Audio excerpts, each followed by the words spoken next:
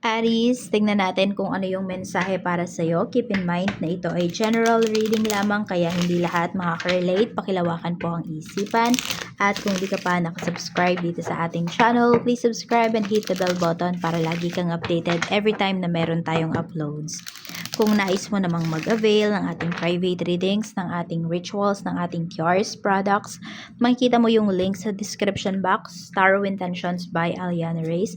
Mag-direct mensahe ka lamang po at kung wala ka namang Facebook account, naka-deactivated ka ngayon, pwede kang mag-mensahe sa aking WhatsApp. Nandyan yung aking WhatsApp number. So, yan lang po yung ginagamit ko na number sa lahat ng transactions ko. Okay? Kaya pag hindi yan yung binigay sa inyo, hindi po ako ang kausap ninyo. Mag-iingat.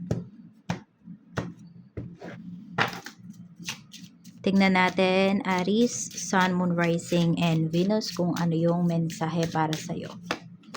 We have, if you want rainbows, you must allow for the rain. Ayan. Huwag kayong matakot sa mga, yun, yung mga, kasi may mga problems talaga na ano, may mga lessons, may mga, mga mangyayaring hindi maganda sa life ninyo, pero meron naman niyang kapalit. Okay? Meron niyang magandang maidudulot. So, kailangan nyo lang, yun nga, kapag may problema kasi talaga kayo, Aries, tanungin mo, una mong tanungin, ano kaya yung tinuturo sa akin nung problema na to, nung sitwasyon na to? Ano kaya yung tinuturo sa akin nung tao na yun, na nanira sa akin? Sabi natin, sobrang close mo yung tao na yun, pero siniraan ka pa rin. Ano kaya yung tinuturo niya sa akin? So, tanungin mo yung sarili mo. And malalaman mo kung ano yung sagot. Mas maiintindihan mo yung problem mo. Ayan. So, tingnan pa natin ano pa yung mensahe para sa'yo. So, mas maiintindihan or some of you, mas ma-appreciate nyo rin talaga yung blessings na mayroon kayo ngayon. Lalo na kung, ayan, pinaghirapan nyo yan. 'Di ba? Alam mo sa sarili mo na nag-effort ka para makuha mo 'yan. Or ang dami mong pinagdaanan.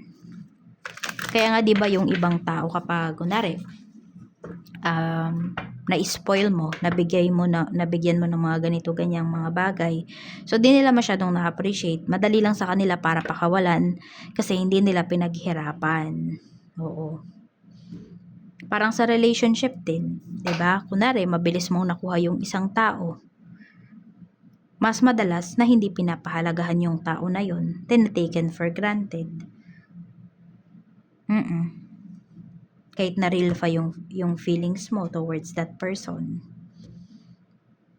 Pero yun nga, pwedeng madali kang i-let go nung tao na yun. Or siya, we have chase. Magpatuloy ka lang daw talaga rito. Sabi, face and embrace the person in the mirror. Love yourself. Okay? Intindihin mo yung sarili mo.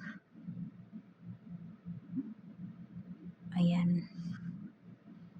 Kung mayroon kang kailangang baguhin mo, lalo na kung sa ugali, 'di ba?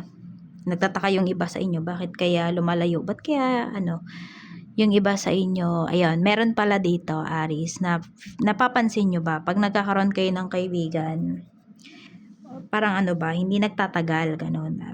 Meron bang mali sa'yo? Pero sasagot naman yung sarili mo, walang mali sa'yo. Pero baka mayroon.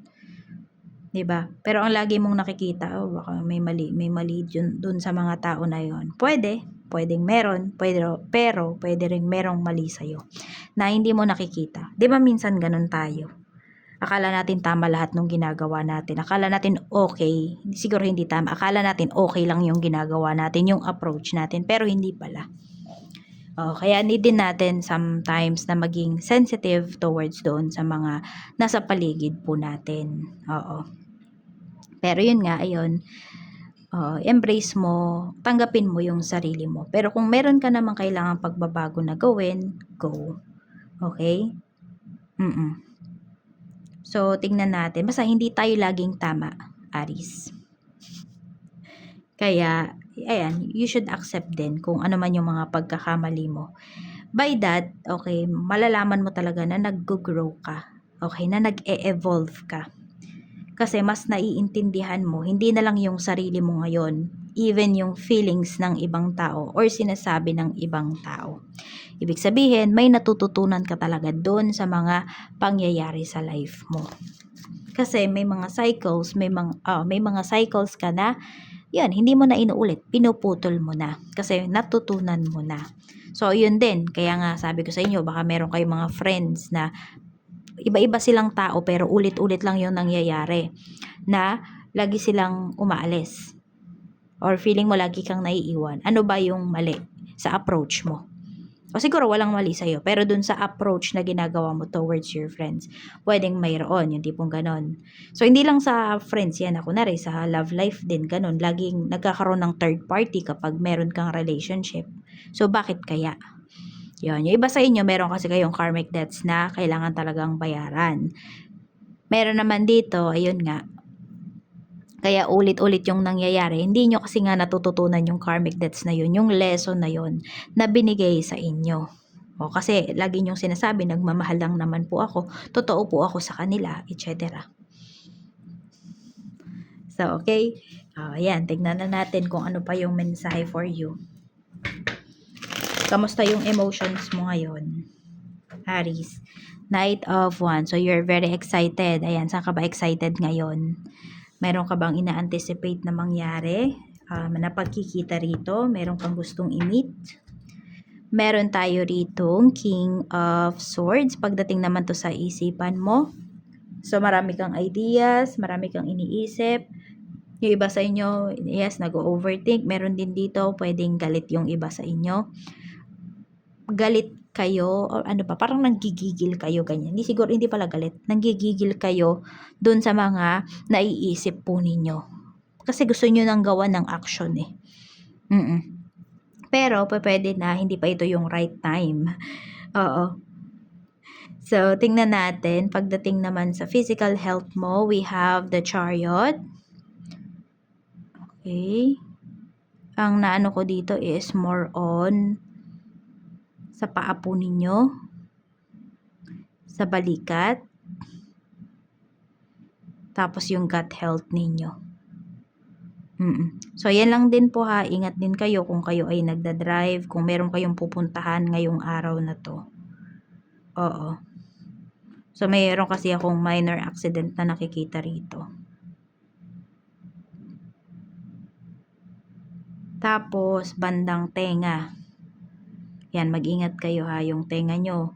Tignan nyo muna yung mga hihigaan ninyo. Yan, kasi baka mamaya, meron ba natutulog dito sa lapag? I mean, nakalapag yung kama ninyo, yung kutsyon. So, yung mattress, no? Baka mayroong mga insects. So, maglinis muna po kayo or double check ninyo. Yan, baka mamaya kasi, di ba, alam mo yan, mapasukan ng insect yung inyong tenga. Mag-ingat. Tingnan natin. So, yun lang naman yung sinasabi pagdating sa iyong health. Check naman natin energy ng mga taong makakasalumuha mo. We have Queen of Wands. Okay, mga tao to na sobrang masayahin, palakaibigan. So, pwedeng may tao dito na hindi mo naman siya kakilala pero kakausapin ka niya. Parang feeling close ka agad, ganyan. Hindi mo alam kung maiinis ka ba o matatawa ka dun sa tao na yon. Basta may ganyan po, no? Feeling close siya sa'yo kaagad. Yung tao na to. Tapos, siya, magandang magdala ng damit. Oo. Basta, confident po sa sarili, yung mga makakasalumuha, sa kanilang mga sarili, mga makakasalumuha mo today. Sa trabaho naman, we have 3 of Swords. The Hierophant. May mapapagalitan dito sa work. Or may reklamo kayo na marireceive. Okay, it's either ganito. May reklamo, ipapatawag po kayo. Meron naman dito, sobrang tahimik sa trabaho na nato-torture ka. Na alam mo na hindi mo to deserve. Pwedeng may mga umiiwas sa'yo rito, Aries. Merong umiiwas sa'yo dito pagdating sa trabaho. And hindi ka happy kasi hindi ka sanay na ganon yung nangyayari. Tapos basta may incident dito na pwedeng ikaw yung sisihin. So, yun nga, meron kasing merong Meron nga kasing sitwasyon dito na yun nga, medyo mahihirapan ka muna bago mo talaga ma-realize or bago mo makita yung magandang resulta. Oo. Tignan natin. So, di mo tuloy alam kung magpapatuloy ka pa ba dito sa work mo. So, tignan nga natin. Dapat ka pa bang magpatuloy? 6 of Cups. Yes, sinasabi naman po dito. Masusolusyon na naman kasi yan. Oo, yung problem dito sa work. Tignan natin. Siguro ayaw lang at tumatahimik lang din yung mga kasamahan mo kasi ayaw nilang madamay or ayaw nilang mas lumaki pa yung problema. Check natin pagdating naman sa gustong mag-start ng negosyo. We have Judgment. We have 5 of Swords. Tignan mo, marami kasi dito. Alam mo, pag mag-start ka ng business, huwag mong sasabihin or huwag mo munang pagsabi. Kasi may mga kumukontra ka agad sa'yo. Aries. Kinokontra ka agad. Ayan o, Knight of Pentacles. Parang dinidiscourage ka kaagad ng mga tao na yon na kunwari, gusto ko mag-start ng business na ganito. Tapos sasabihin nila, hindi, mas maganda yung ganito, yung ganyan. Or magtrabaho ka na lang, etc. Merong ganito, ganyan. So, ang dami nilang sinasabi. 'Di ba? Na natabunan na yung sinabi mo. Natabunan na yung main reason mo bakit mo sinabi sa kanila. Bakit ka nag-open sa kanila. 'Yon. Kaya kung magbe-business ka talaga, iba yung maging target market mo ha. Huwag yung mga malalapit sa iyo. Kasi hindi ka susuportahan ng mga 'yan. Oo. You work for it, no? Sinasabi rito, papaldo ka pag ikaw ay nagnegosyo. Kaya huwag ka makinig dun sa mga nagsasabi ng negative about dito sa mga plans mo. At kung ayaw mo naman makarinig ng mga negatives towards your plan, huwag mong pagsasabi yung plano mo sa kanila. Tahimik ka lang dito na kumilos. Sa mga may current business naman po, kamusta ang sales? We have 3 of Wands. May hinihintay kayo rito. Uy, maganda. Maganda yung sales ninyo. Pwedeng nga lang siya, hindi siya yung, 'di ba, hindi siya yung umaga paldo pa lang kayo. So pwedeng patapos na yung araw, tsaka nyo pa lang po talaga ma-appreciate yung dagsa ng inyong mga clients. Yan yung pinapakita rito. Sa kaperahan naman, kamusta? We have the Tower. Ingat lang kayo kasi pwedeng meron kayong biglaan na gastos dito. We have Ace of Cups. Merong problem kasi dito eh. Merong tinago sa'yo na problema. So ngayon parang ikaw na naman yung gagawa ng solusyon para tapos yan. So parang mako-corner ka, yun yung pinapakita dito. So yung mapapagastos ka talaga, no choice ka na kasi ikaw yung nandoon, yung ganyan. Basta parang cornered ka. Yun ang nakikita ko rito, Aries. Kaya kung may pera ka, yun, wag mo na lang talaga ding ipaalam sa kanila kung sino man yung mga kasama mo. Oo. Ayan o. Meron kang tatapusin kasi rito. Yung iba naman sa inyo, pwedeng ito ay utang po, no? Pwedeng may nangutang pala na family members mo, hindi sinabi sa'yo. Sa huli, ikaw din yung magbabayad. Yung ganyan. Kaya wag kang maging masyadong open sa kanila about sa kinikita mo. Check naman natin sa love life. Kamusta naman po ang love life ni Aries? We have 10 of Swords. Meron tayong 3 of Cups.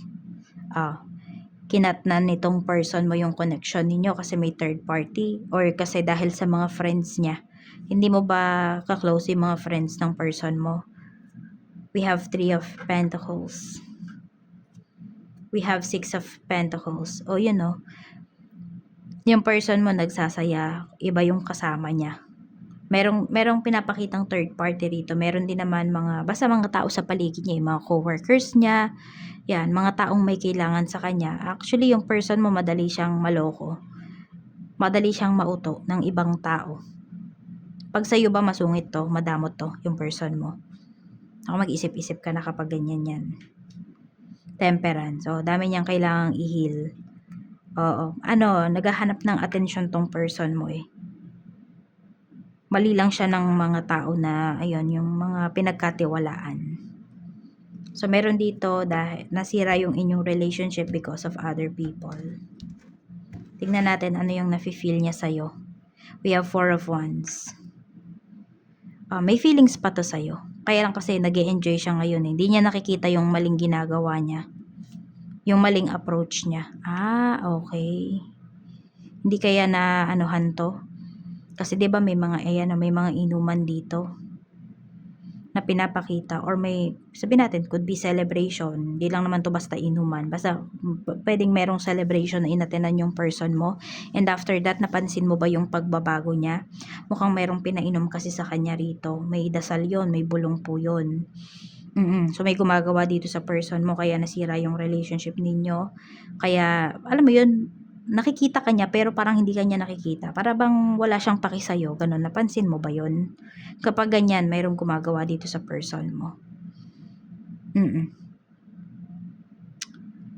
So, cord cutting is the key. Pwede rin cord cure para dito sa person mo. Oo. So, ayan lang po yung mensahe para sa'yo. Maraming salamat. Mag-iingat ka and more blessings to come. Aries, see you again on my next video. Bye-bye!